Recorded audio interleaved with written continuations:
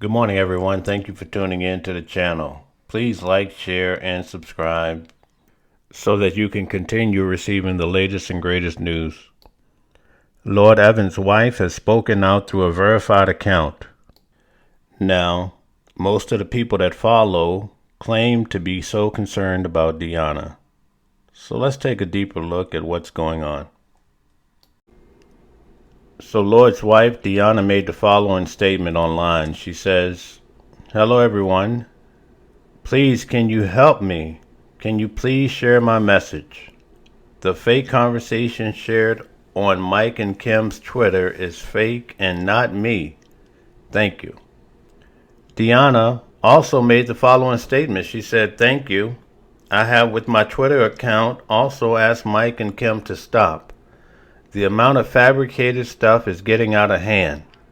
Deanna also made these statements through a verified Twitter account. She says, "I will delete this account too as soon as people stop talking about me.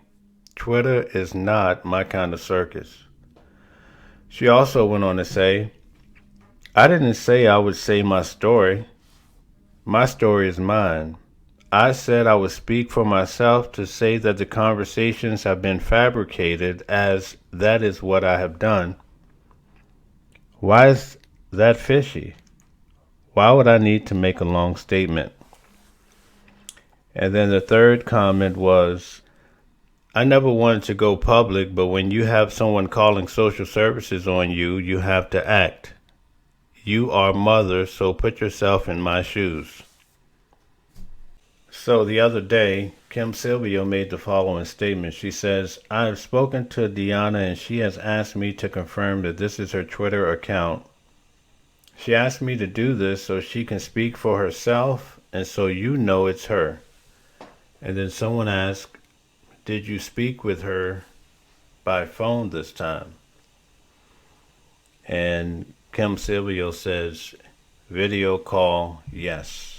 Now, that's a very important question to ask because last time everyone was saying, well, Kim didn't talk to Deanna directly on the phone. They only texted. Let's have a look. So I don't want to get in too much into these allegations, these new Mm. allegations. But there have been new allegations from another party that have come out against Lloyd in the aftermath of your original statement. This is Mm. from a third party. And so far, in my opinion, these allegations need far more specific evidence for me to consider them substantiated. Um, when did you first become aware of these other allegations that we're going to call the Marco allegations? Um, oh, I don't know what day it was. I know that the statement was obviously issued because I'm in Australia. It was issued in the nighttime in America. We were asleep, or in the daytime in America, we were asleep. I woke up on that following morning. I don't know how many notifications, 780 notifications, something ridiculous on my phone. And I thought, oh, I wonder what's happened. Excuse me. I also had a message from Deanna asking me to shut down whatever Joel was talking about. And I thought, hang on a minute, what is Joel talking about? I don't even know what you're talking about. Who's done what? And anyway, I said, well, look, give me a minute. I need to look at what's happened. I don't understand. So I looked at the statements.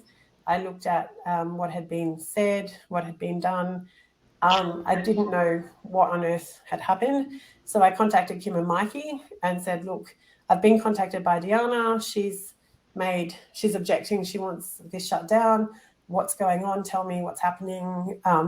And we had a very brief conversation. And subsequent to that, they provided me with a copy of one of the screenshots and said, please give this to Deanna.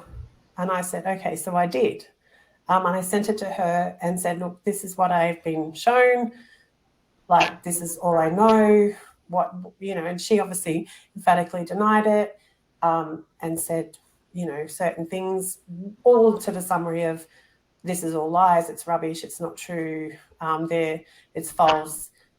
I can't remember the exact words, so I won't elaborate, but to that effect, that's what she had said. And I said, well, look, at this point in time, I don't know what to believe. I have no control over it. I have no say. It's not me. Obviously know who it is. If you're saying that it's Joel, approach Joel, talk to him directly. It's got nothing to do with me. And the conversation was left.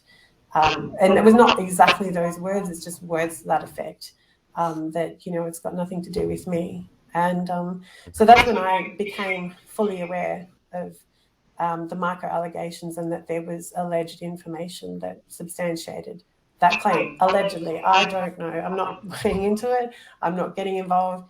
It's got nothing to do with what I said in my statement, my concerns for the ex-JW community. It's a completely different entity, and I'm not going to say any more about it. So you would say that from what you brought up Deanna's statements to you, that they've been in line with what her public statement was recently. Yes. Okay. There are some people that are wondering if that was real, and I want to make clear that we don't have any evidence that anyone's controlling Deanna or controlling her social media accounts.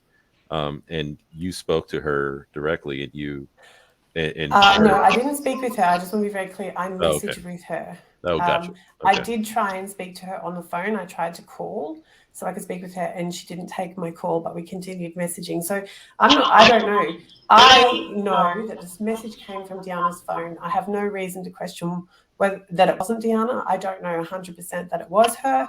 All I can say is that it came from her phone, and I reasonably believe that it was her. I think that's a reasonable belief. I agree. I think until we have some kind of something that conclusively says that that's not her.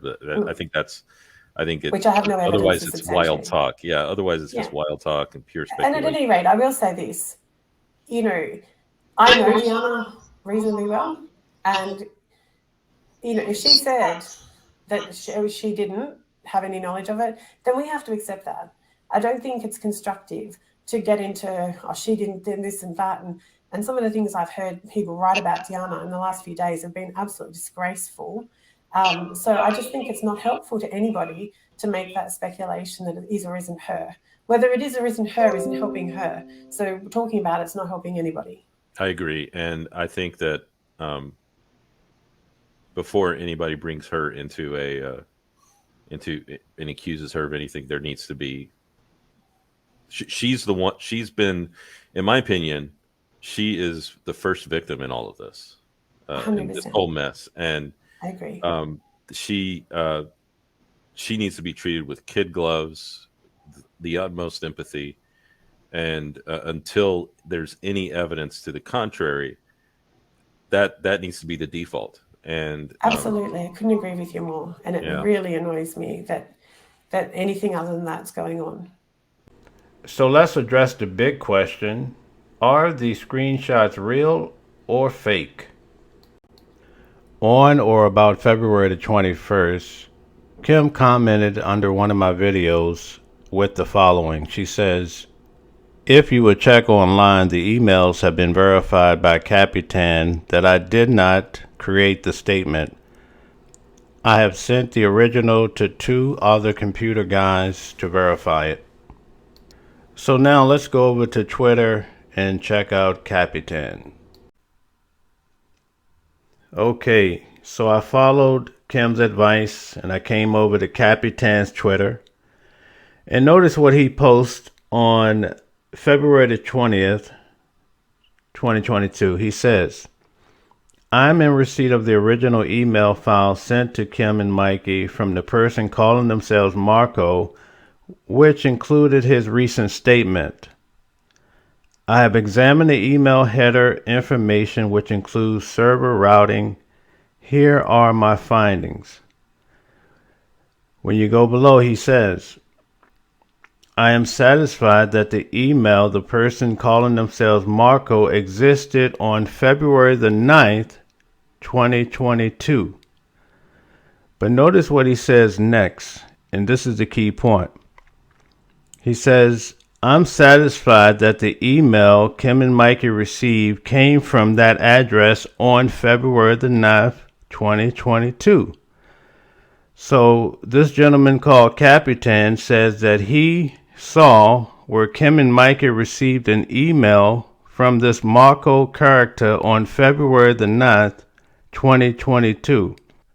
But he also says, I'm also willing to say that Kim and Mikey did not have opportunity to falsify the email headers from the time I requested the EML file to the time I received it. Well, everyone, it appears that Capitan thinks that these emails are a fake. Notice what he says on February 27th. Here's why my gut says they're fake. There is no known user interface prior to 2016 Microsoft Outlook redesign that uses a person's initials in a circle with the thin weight font to the thread, either chat or email messages. Prove me wrong. So this is what I think Capitan is saying. Someone tried to forge old 2008 messages in a new Microsoft interface that started around 2016.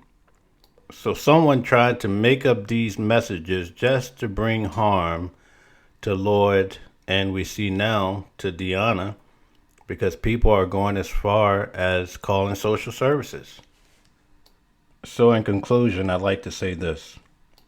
Going forward, Deanna wants everyone to keep her name out of your mouth. And that's what everyone is going to do. Thank you for tuning in to the channel. Please like, share, and subscribe if you like the material.